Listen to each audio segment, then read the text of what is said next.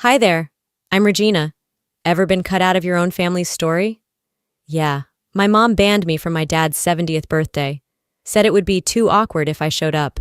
And then, my sister's boyfriend, the one she never told me about, he walked into my office on Monday morning and said, "Hi, boss." Turns out, I was his boss. They erased me at home, but couldn't escape me at work. But what hurt more than being excluded was realizing it wasn't the first time. They'd been rewriting me out for years, one silent decision at a time. How far will your own family go to keep you small? It was early October in Seattle, the kind of day where the air hinted at winter, but the leaves hadn't quite let go of their gold. I had the window cracked open, letting in that cold, sharp breeze that always helped me think clearer. My calendar was already blocked out for next weekend, 2 full days cleared for Dad's birthday. 70 was a big one. He wasn't the type to throw himself a party, but Mom? She wouldn't let it pass without a show. I had just finished confirming my flight to Boise. Direct midday, enough time to grab flowers at the airport and arrive without looking like I'd sprinted out of a boardroom. On the kitchen counter was a small wrapped box. Nothing extravagant, just a vintage pen I found in a little shop tucked behind a bookstore downtown. He always loved pens. Said they made even boring paperwork feel like poetry. As I set the box aside, my phone buzzed. Mom. I hesitated for a beat before answering. She didn't call often, not unless she needed something or had news carefully scripted to sound spontaneous. "Hi, sweetheart," she started, voice syrupy smooth. "I'm just checking in. How's the weather up there?" We exchanged the usual pleasantries. I mentioned work was busy, that things were fine. I didn't go into detail. She never asked, and I'd stopped offering years ago. After a brief lull, she exhaled sharply, like she was gearing up for something. "I wanted to talk about next weekend," I paused. "Okay," she hesitated. "Well, Jody's bringing someone, her boyfriend. It's kind of a big deal for her. He's a CFO, very polished, speaks well, very confident. I just think, maybe it's better if this year you sat it out." The words came gently, but the sting was instant. I didn't say anything. "I just think it might get awkward," she added. "You know how people compare." So there it was, not a request. A decision wrapped in concern. I'd seen this move before, one that looked polite on the surface but underneath was a full-body shove out the door. I kept my voice even. "Sure, I understand." There was a pause, long enough for her to notice I wasn't rushing to reassure her, to ease her guilt. Not that she had any. "Well, good," she replied too quickly. "We just want everything to go smoothly." I ended the call without saying much else. Then I sat down at the edge of the bed, feeling like a guest in my own family story. The clock ticked past 6. Outside, the sun was already slipping beneath the skyline, casting shadows over the hardwood floor. I stood up, grabbed my laptop, and opened Instagram. Jody's page was what you'd expect. Carefully filtered smiles, brunches in curated cafes, candlelit shots of her hand in someone else's. No names, no tags, just enough mystery to stir engagement. Not once had she mentioned a boyfriend. I figured she was keeping it private, but now it was obvious. She wasn't being discreet. She was being deliberate.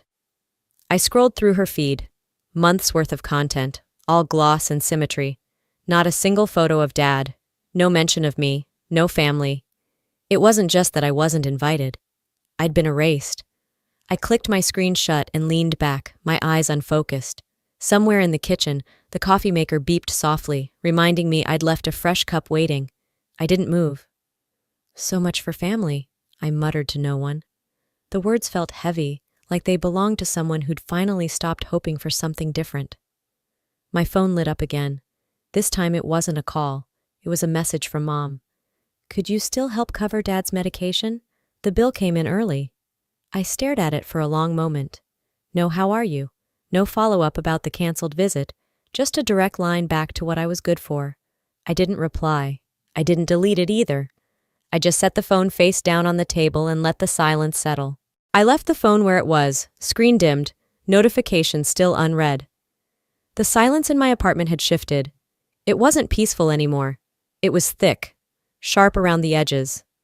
I got up slowly, like moving too fast would shatter whatever calm I had left, and walked to the kitchen. The coffee had long gone cold. I poured it out without a second thought and instead filled a glass of water, watching the stream hit the bottom with a soft clink. I didn't drink it. I just stood there, hand gripping the counter, eyes fixed on nothing. The clock over the stove read 9:12 p.m. I made my way back to the living room and sat down in front of my laptop. I hadn't opened this particular spreadsheet in months, not since the last emergency call came in. I kept it buried behind layers of folders labeled with dry project names. No one would think to look for it. I opened the file. Top left corner. Family expenses. I scrolled. There they were, each line a small moment where I'd stepped in without hesitation. $246.31, internet plus cable. Just until Jody gets her next paycheck. $392, car battery replacement. Your dad's truck won't start, can you handle it? $1,180.45, out of pocket for mom's dental crown. We didn't expect the insurance gap. And it went on, month after month, some larger, most small. But they added up, quietly, like everything I did. The total glared up at me, $19,278.59. No one ever said thank you. They didn't even pretend it was a favor. It was always phrased like obligation, like I was the sensible one, the one who didn't need praise or recognition. Just a task and a deadline. I remembered a Sunday night, nearly midnight. I had just wrapped up a review with our clinical team, exhausted, hungry, and still in heels. That's when Mom called. Dad's cardiologist doesn't take our insurance anymore. Jody can't help this time. Could you handle the copay? And I had. I always did. I leaned back in my chair and stared at the ceiling. It wasn't the money. I made enough to cover it. It was the assumption, the erasure. Like my worth only existed in transactions. I was never invited, never mentioned, but always expected to pay. I moved the cursor back to the top of the spreadsheet. Then I renamed the file. Invoice for silence. The click of the save button felt heavier than it should have. I shut the laptop gently, stood up, and walked toward the window. Outside, Seattle's nightlights blinked against a hazy sky. People were probably still out, laughing, drinking, clinking glasses in celebration. It all felt distant, like I was behind some pane of soundproof glass, watching a world I used to want to belong to. I opened a bottle of wine, not because I wanted to numb the feeling, because I wanted to taste something that didn't disappoint.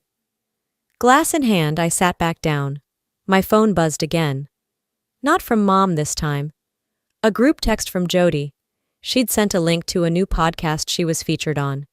No mention of me. Of course not. As I scrolled up, I found a message from a few months ago. Jody had thrown a surprise dinner party for Mom's birthday. The family photo still stung. Balloons, cake, all smiles. I wasn't in it. I hadn't even been told there was a party.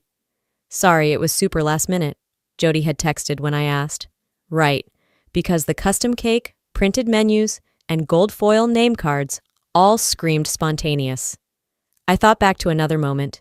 Christmas 2 years ago. I'd mailed a gift, a framed photo of Dad holding me when I was 3. I never got a thank you, not even a text, but I did see it posted on Jody's feed the week after, captioned, "Some memories never fade." No tag, no mention.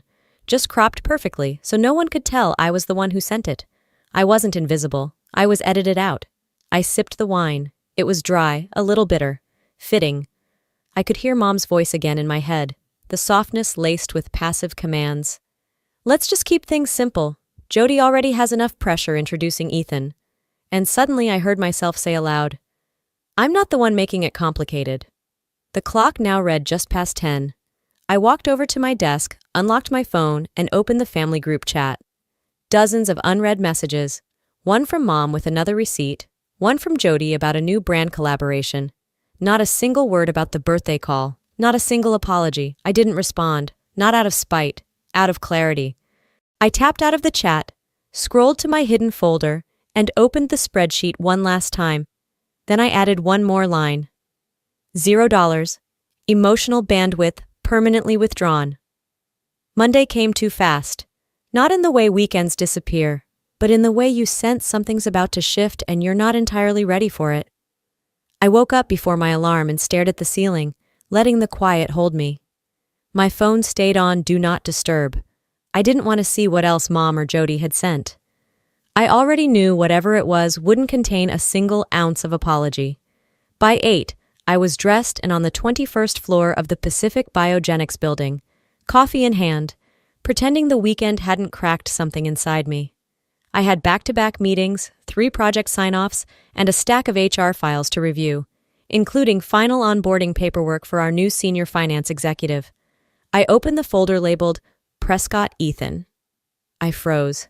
CFO, relocating from our East Coast division, scheduled to report directly to me. Prescott. The name wasn't that rare. It couldn't be the same Ethan, could it? I clicked the internal staff portal and scrolled down to his photo. There he was, blazer, clean-cut, confident smile. The same smile I saw on Jody's feed once, disguised in a wine-tasting post, the caption vague but flirtatious. Of course. I didn't need confirmation from her.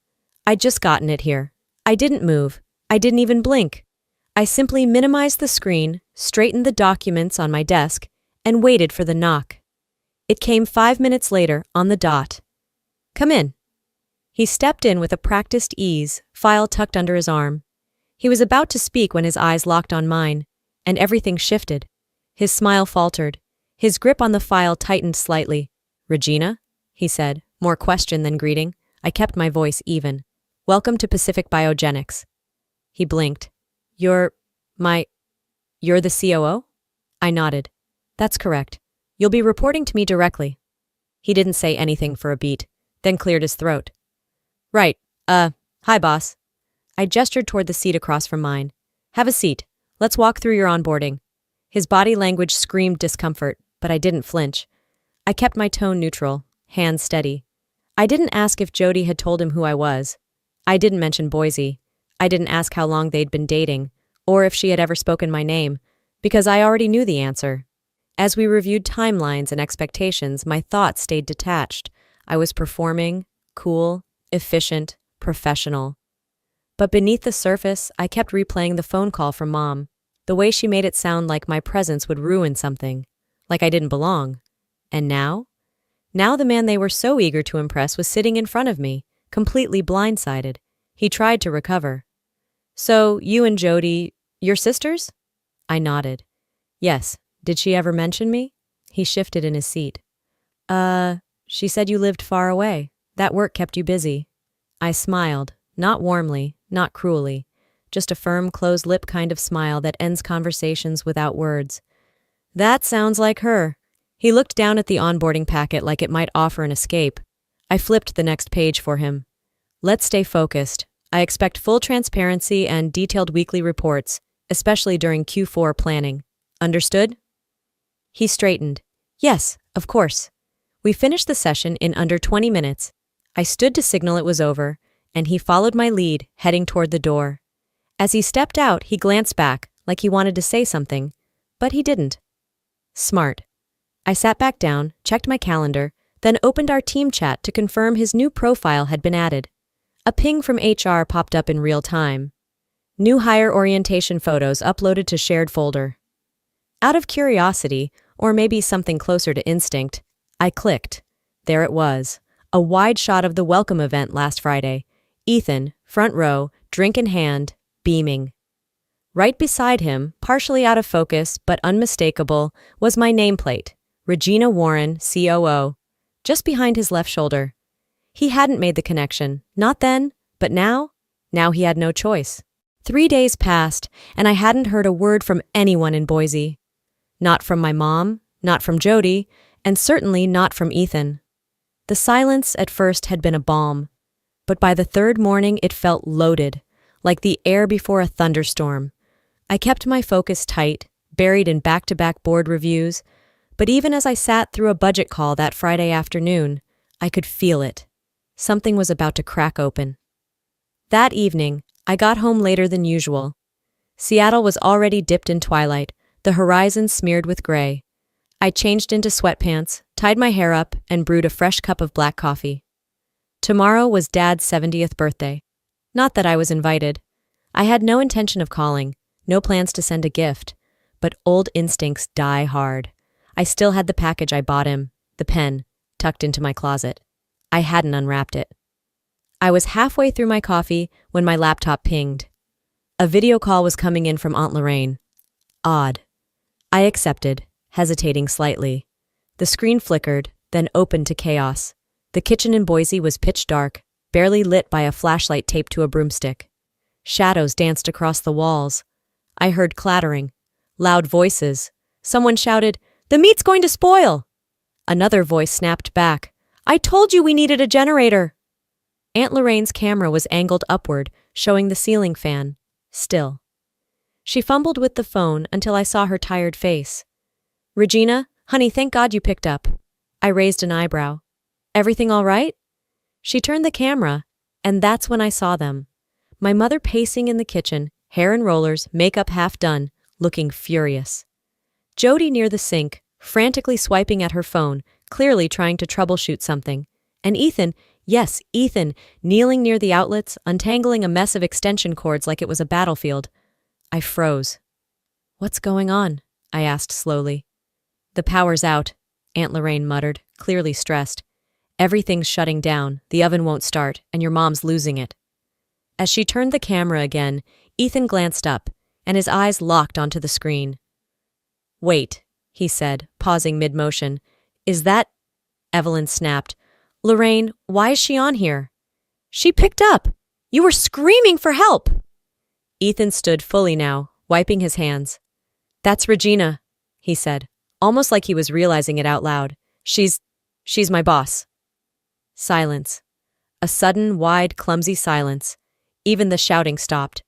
Jody froze with a dish rag in her hand. My mom turned so slowly I thought the feed had frozen. "She's what?" Jody asked, her voice cracking. Ethan nodded, visibly uneasy now. "Yeah, at work. She's the COO. I report to her directly." Evelyn's face contorted, first with disbelief, then confusion, then panic. "That can't be. You said she worked in science somewhere." I didn't say a word. I didn't smile. I didn't lean forward. I just stared back through the screen. Jody's voice cut through the room. "End the call." Aunt Lorraine fumbled and the screen went black, just like that. I leaned back in my chair and let out a breath I hadn't realized I'd been holding. 20 minutes later, my phone vibrated with a text. "Jody, you didn't need to say anything. This was Dad's day, not yours." I stared at the message for a second before another one came. "You always wait for a moment to shine, don't you? Always watching, waiting for someone to trip so you can step in and look perfect." Perfect?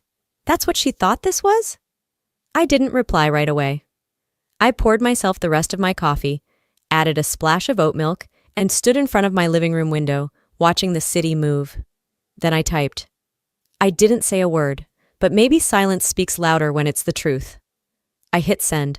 No emojis, no explanation. Another buzz. From Mom this time. "Did you have to let him say that? Couldn't you have just redirected the conversation?" Redirected? I closed the phone and placed it face down on the table. I sat in the dark for a while. Not dramatic darkness, just the kind that fills a room when you don't feel like flipping on the lights. The coffee cooled beside me. The hum of traffic below drifted in through a cracked window. I thought about how much effort they had put into keeping me small, out of the photo, out of the conversation, out of sight. They didn't want me silent. They wanted me silent and useful. The one who paid bills without asking, who mailed gifts no one acknowledged, who understood without needing clarity. And I had played along for far too long. I wasn't chasing validation. I wasn't asking to be paraded around like a trophy. All I had ever wanted was a seat at the damn table, a chair, a plate, a moment of truth. Not even celebration, just recognition. They'd rather I stayed in the kitchen, off camera, out of frame, holding things together. But not anymore. I opened my work laptop and scanned through unread emails. One subject line caught my eye. Board wants to confirm Ethan's role title before press release. My cursor hovered over the reply button. I didn't reply to the board immediately. Instead, I minimized the email and leaned back in my chair, letting the silence of my apartment settle over me. It was late morning in Seattle. Gray light spilled in from behind the blinds. Outside, someone was walking their dog. I could hear the soft clink of a leash. It was amazing how calm everything looked, while something inside me was sharpening. The next message came an hour later, from my mother, of course. Your dad needs to schedule another cardiology follow-up. We'll need some help again. Can you let me know by tomorrow? No, thank you. No mention of the birthday, no apology for the chaos or the exposure, just the next request, handed to me like a utility bill. This time, I didn't stare blankly. I didn't stew. I opened my laptop, clicked into my documents folder, and pulled up a draft I'd worked on months ago but never sent. The header read, Family Support Terms. It wasn't a legal document yet, but it was sharp, precise, clear. I filled in the final blanks. Monthly contribution, $1,000 contingent on equal contribution from Jody. Any assistance above the base level to be considered a loan. Upon both parents' passing, full property rights transferred solely to Regina Warren. I attached the PDF and hit send without a single added word. 15 minutes later, my phone buzzed with a voice message. Mom's voice came through strained, halfway between a gasp and fury. Are you serious, Regina? You're turning family into business. What kind of daughter puts her parents under contract? I tapped record and answered flatly. I was part of this family, until you turned me into a utility. Now I'm just treating it for what it is, a transaction. I hit send, and for the first time in months I felt still. Later that afternoon, a message popped up from Amy Nguyen, an old high school friend who still lived in Boise. We hadn't spoken in years, but I'd always liked her honesty. Hey, just saw your mom at Traders Guild brunch, she wrote. She mentioned Jody helped cover the plumbing disaster last month. Must have been expensive. I blinked. The plumbing bill? That was me. $2,438.06 to be exact. I'd wired the money directly from my emergency fund after Mom called me in tears about the burst pipe. I opened my receipts folder, pulled up the email confirmation. I hovered over the reply field to Amy for a long second. I wanted to type, "Glad to know Jody's getting credit for my bank account. That must be a nice setup." But I didn't. Instead, I screenshotted the receipt and quietly saved it to my family ledger folder. No need to argue. Receipts always speak. That evening, I stayed late at the office. Most of the team had left. The fluorescent lights buzzed faintly overhead. I sat by the large corner window with a mug of lemon tea, watching the skyline flicker to life as the sun dipped below the sound. Ethan passed by on his way out. He hesitated near my door, like he wasn't sure whether to say something. Then he nodded, small, respectful. I nodded back. No words exchanged. We both knew too much. And yet the silence between us was no longer awkward. It was mutual understanding. Back at my desk, I reviewed the quarterly reports, signed off on a few travel approvals, and finally, took a breath that didn't feel borrowed. I wasn't the quiet one anymore. I wasn't the fallback option, the extra seat in case someone else canceled. I wasn't the invisible daughter who paid quietly and waited for scraps of recognition. Now, if I was in the room, it was because I put myself there, and if I wasn't invited, I'd build my own damn table.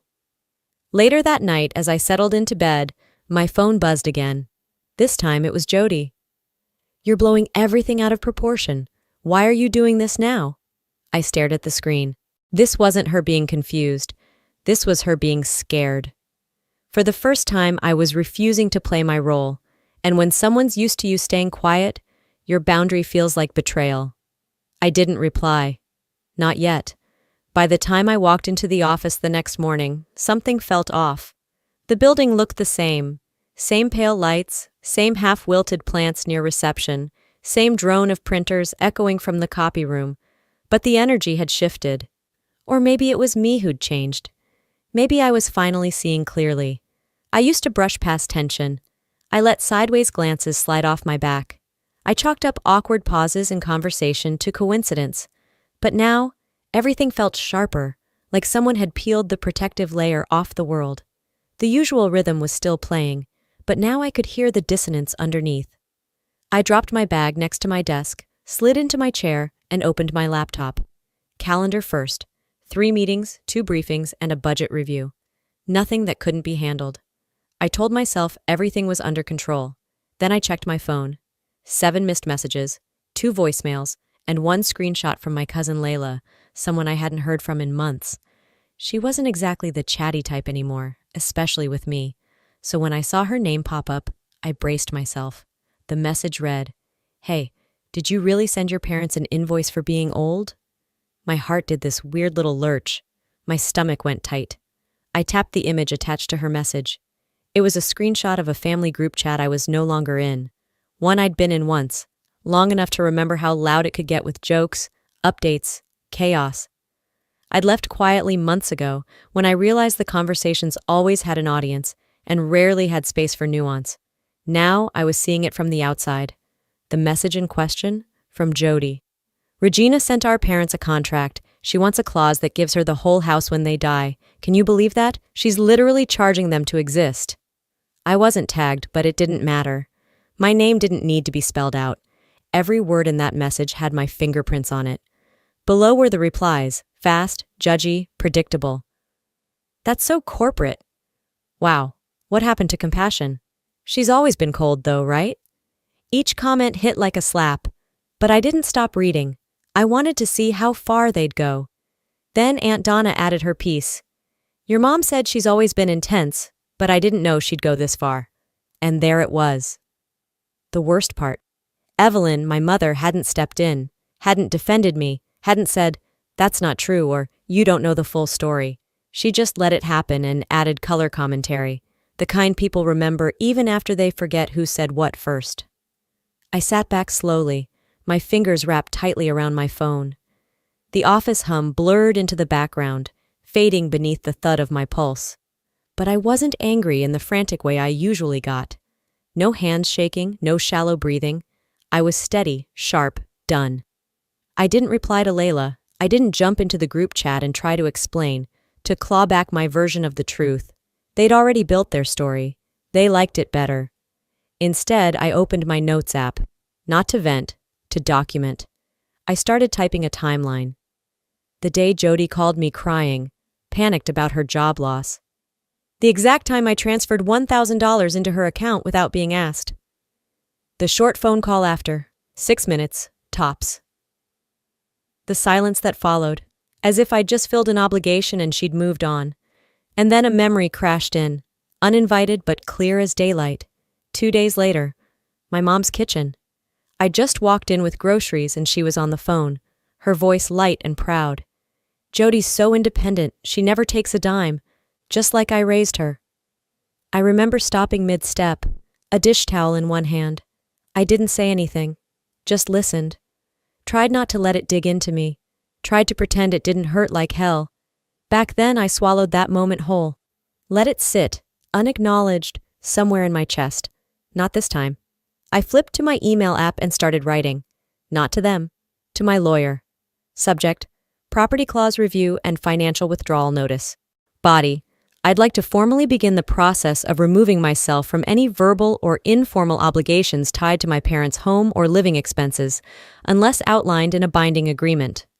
Let's also explore options for safeguarding past contributions and establishing limits going forward.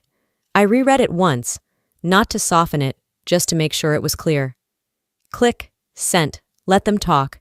Let them build their own version of me out of shadows and fragments. Let them stay in their group chats, trading commentary like currency. They could keep their stories. I had my receipts, and I was done letting silence speak for me. That evening, I got home later than usual. I was tired, but not drained. There was something almost peaceful about the clarity. I poured a glass of ginger ale, ice cold, my comfort drink since childhood, and dropped onto the couch. For the first time in weeks, I didn't reach for work. I didn't start doom scrolling. I just sat. Breathed, existing without bracing for impact. Then my phone buzzed. A message from my mother. One line. "We didn't raise you to be this cold." Once, that would have broken me. I would have stared at that message for hours, wondering how to explain myself in a way that felt gentle, digestible, acceptable. Not tonight. I typed back immediately. "You raised me to stay quiet. I'm done with that." I locked my phone and flipped it face down on the coffee table. Then I turned on the TV, something low stakes and forgettable, and let the voices of strangers fill the room. For the first time in months, I didn't feel like I was holding my breath. I didn't feel numb, or heartbroken, or desperate to be understood. I just felt done. And that, surprisingly, felt like peace. The next morning, I arrived early to the office, earlier than usual. The building was still quiet, save for the clatter of a janitor's cart somewhere down the hall and the low buzz of the HVAC kicking on. I needed this quiet. A pause before the inevitable noise. I set my coffee down and opened my laptop, fingers gliding through tabs, emails, and dashboards. Numbers, reports, approvals, all normal, all mine. Then came the ping. It was subtle, like most storms are before they break. "Did you see the company chat?" That was the message from Sam in product. Just 6 words, no emojis, no context. I opened Slack. My pulse quickened. In one of the private team channels, supposed to be limited to the analytics crew, was a thread titled, "Small world, huh?" Someone had dropped the onboarding photo from last week. The one with Ethan standing near my nameplate. Another comment followed. "Wait, Ethan's dating her sister?" Then another. "That explains the tension." And another. "Yikes, what a mess." The chat had hundreds of views, a few likes, a GIF thrown in for good measure, something snarky. I just stared at it. This wasn't just family drama anymore. It had leaked, bled into the one place I kept sacred. My work, my name. I scrolled up. It didn't say who leaked it. Maybe someone overheard something, or maybe someone had a hunch. Either way, the fire had started, and it was spreading. I muted the thread. Not out of defeat, but strategy. No one could say I'd joined the circus. Let them talk. Let them guess. By midday, I was knee-deep in a quarterly report when my phone buzzed again. It was Ethan. "Can we talk?" he wrote. I didn't respond. Not yet. Later that night after dinner, my curiosity got the better of me. I opened Instagram just out of habit, and there it was, a blurry shot from a restaurant in Boise. Jody and Ethan. Tense body language. His hand midair like he was explaining something. Her face turned away. I didn't have to be there to know what was happening. 10 minutes later, my phone rang. I let it go to voicemail. Then came the text. She saw the chat. She lost it. Accused me of embarrassing her. Said I ruined everything. He didn't add anything else. I waited. Then came the second text. I told her the truth. About you. That you didn't deserve what they've done. I didn't reply right away. I just stared at the screen, thumb hovering. Finally, I typed, "I never asked you to defend me, but thank you for seeing it." He responded with just one word, "Finally." Somewhere between the broken silence and the truth, a door had cracked open. Not long after, another message came, this time from Jody. It simply said, "You think you've won? This isn't over." No hello, no punctuation, just venom. I didn't open it. I didn't even blink. Instead, I stood up from my couch, walked over to the window, and looked out over the lights of Seattle. They had dragged me through years of quiet expectations, unspoken roles, and buried names. But now I was the one standing in the light. And if that made them uncomfortable, so be it. They were the ones who built the lie. I just stopped living inside it. The following morning felt strange. Not dramatic, just settled, like something had finally clicked into place. I brewed coffee in silence, let it sit a little too long, then poured it anyway. My phone rested on the kitchen island, quiet. No new texts from Jody, no guilt-ridden voicemails from Evelyn. Just the quiet hum of my own life, uninterrupted. Around 10 a.m., there was a knock on my office door. It was Ethan. He looked relieved, worn but lighter than I'd seen him before. No briefcase this time, no work pretense. Just a man who had finished something hard. "I told her it's over," he said simply. I didn't say anything right away. I walked over to close the door behind him and leaned back against it. He continued. "I told her I couldn't keep doing it, defending things I didn't believe, acting like loyalty meant covering for someone who erases people instead of owning anything." He met my eyes. "I should have asked more questions. I should have asked about you." "You didn't know," I said, "but now you do." He gave a small nod. "She's not just guarded, she's cruel when she's scared." I didn't argue. I didn't have to. He'd finally caught up. "I'm sorry," he added. "Don't be," I replied. "Not to me. You were lied to. But you stopped believing the lie. That matters." We stood there for a long pause. No bitterness between us. No longing either. Just the mutual understanding that we'd both outgrown the same shadow. As he turned to leave, he paused. I don't know if you're spiritual or anything, but Jody always acted like your presence ruined her balance. I think it's because you showed up holding a mirror. That's funny, I said, because I stopped trying to be her reflection a long time ago. Later that night, after dinner, I was going through emails when my phone pinged. It was from Aunt Lorraine. The preview said, "Thought you should hear this." I clicked. It was a forwarded voice memo, old, scratchy. Evelyn's voice, clear as day. Just a heads up, Regina's a little hard to explain. Best to focus on Jody if you're serious. She's easier for people to like. My eyes didn't widen. My heart didn't race. I didn't even feel the sting I once would have. I just felt done. Not broken, not enraged, just ready to end it all on my terms. I sat down and pulled out my stationery box from the hallway cabinet, the same one I used to send birthday cards and thank you notes to the people who never acknowledged them. I drafted a letter.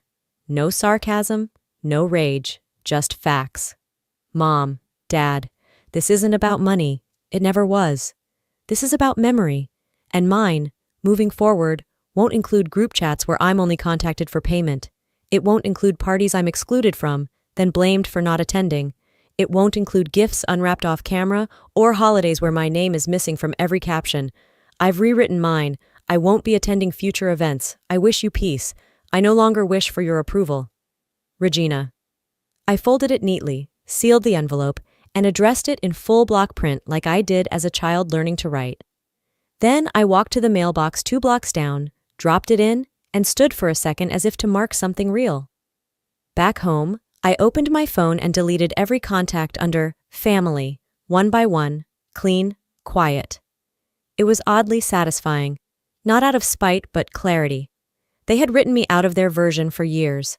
I just finally returned the favor. The next morning, I sat at my desk and opened my inbox. There it was. Top of the queue. Subject: Family Trust Transfer Inquiry, immediate review requested. I stared at it. I didn't hesitate. I didn't rage. I didn't reply. I just hit archive. Then I went on with my day. The air outside had that crisp edge only late autumn could bring. Seattle was cold, but clear. The sky stretched wide and pale above the city, the way it does when something feels finished, even if no one had said the words aloud. 2 weeks had passed since I mailed the letter. 2 weeks without a single word back. Until this morning. I'd been working from home, nestled into my reading nook with a wool blanket and a coffee cup I didn't plan to refill. The ding of my phone made me glance over. Voicemail. From a number I hadn't saved in years, though I knew it by heart. I didn't play it at first. I just let it sit there, glowing quietly on the lock screen. Eventually, I listened. Hi, sweetheart. It's Dad. I saw the letter. I know you meant it. I guess I just wanted to say I'm sorry if things ever felt one-sided. Your mom had her ways. I probably didn't always do the right thing, but you didn't have to shut us out completely. That was it. Not a word about the birthday, not one about the years of omission, not even a hint of accountability, just soft avoidance and the quiet suggestion that I'd overreacted. I didn't return the call. Instead, I sat still, letting my memory take me someplace I hadn't visited in a long time. 7 years ago, a family dinner in Boise. I had flown in for the holidays, rearranged my meetings, missed a major pitch review just to be there. Mom had made a comment about my need to outshine. She'd said it casually as she passed me the potatoes. You know, sweetie, not everything's a presentation. You don't have to be on all the time. I'd frozen, looked to Dad, hoping, just hoping, for even a glance that said he saw me. He didn't say a word. Just kept chewing. Eyes on his plate. Fork, chew, sip, swallow. That was the moment I realized silence was a choice, and Dad had always made his. Now, so had I. Around noon, I checked my inbox. One new message. Ethan. Subject line. Just thanks. I clicked. Hey Regina, no updates. Nothing dramatic. Just wanted to say I'm still here. Still learning. Still showing up, even when it's uncomfortable. You taught me that. Thank you for never shrinking to make others feel tall. I didn't reply. I just starred it, filed it away in a folder called Messages Worth Keeping. Later that evening, the phone buzzed again. This time, it was Aunt Lorraine. She didn't bother with greetings. "Your mother called me," she said. "Said I let you turn against the family. Said I gave you too much space to think." I sighed. "Let me guess. Now I'm cold, too calculated to love?" There was a pause on the other end. "She's spinning it," Lorraine said. "Telling people you planned all this to punish her." "She needs a villain," I said quietly. "I just stopped volunteering for the part." Lorraine exhaled, and her voice softened. "I'm sorry." "You don't have to be," I said. "You told me the truth when no one else did. That's enough." That night, I went for a walk through Queen Anne, the neighborhood quiet except for leaves brushing across sidewalks. I passed a small bookstore tucked between a florist and a tea shop. Inside, the lights glowed warm against the dark street. I went in. The air smelled like cinnamon and old paper. A little boy brushed past me with a stack of chapter books nearly taller than him. His mother smiled, a little embarrassed. I smiled back. Not just polite, but genuinely. There was peace in not performing anymore. At the back of the store, I browsed the shelves. No purpose, just letting my fingers land wherever they wanted. Poetry, essays, old cookbooks, nothing with a family on the cover. My phone buzzed again. Unknown number. I watched it ring for a few seconds, then tapped the side button and let the silence wrap itself back around me. I didn't need the final word. I didn't need the stage. I just needed peace. And now I had it. And maybe that's the real story here. It's not about who got the last word or who stayed in the family photo. It's about choosing peace over permission, about walking away, not because you don't care, but because you finally care enough about yourself. For years, I believed being quiet was the respectful thing to do. That love meant swallowing hurt, ignoring red flags, and covering bills without asking for thanks. But silence is not always strength, and being the bigger person should never mean being the invisible one. So if you've ever felt like the outsider in your own family, if you've been the dependable one, the quiet one, the one who carried weight you never asked to hold, this story was for you. You are allowed to set boundaries. You are allowed to ask for more, and you are allowed to walk away if you're being erased. Because healing doesn't always look like reunion. Sometimes it looks like peace. Before you go, I'd love to hear from you. Have you ever been the invisible one in your family? What did you do? What would you say to someone going through it right now? If this story touched something in you, drop a 1-inch in the comments, or tell me what city or state you're watching from. I read every reply. And hey, if you didn't like this story, let me know why. I value honesty. Tell me where you're tuning in from and what kind of stories you do want to hear. And if you want more real, raw, and reflective stories like this one, don't forget to hit that subscribe button. Your support helps keep these voices alive. Thanks for being here.